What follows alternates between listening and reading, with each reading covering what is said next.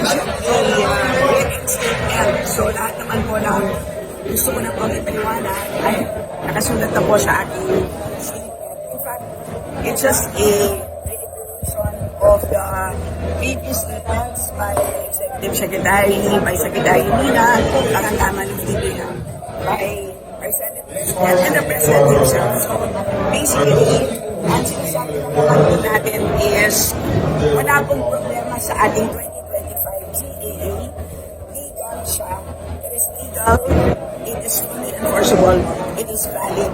Dahil po, ang ating enrolled bill, ibig sabihin po, ang General Appropriations Bill na nanggaling po sa Congress ay kompleto. Walang. So that's basically the reason for why ang naging kasiyahan ng GAA ay kompleto. Yes, so notwithstanding any typographical errors or any adjustments that are needed as a result of amendments, ay authorized naman po ang technical staff ng both House and Senate to make all of these necessary corrections. And just to clarify or to reiterate, at the point of signing by the BICAM members, ay lahat naman po ng appropriations amounts have already been decided upon.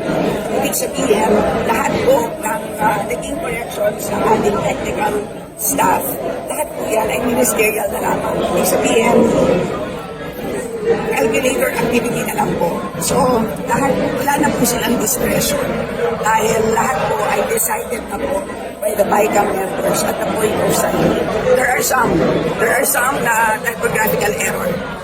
Dahil hindi pa doon ay makikita naman because the enrolled bill is available for the perusal of the public. Nasa archives na po.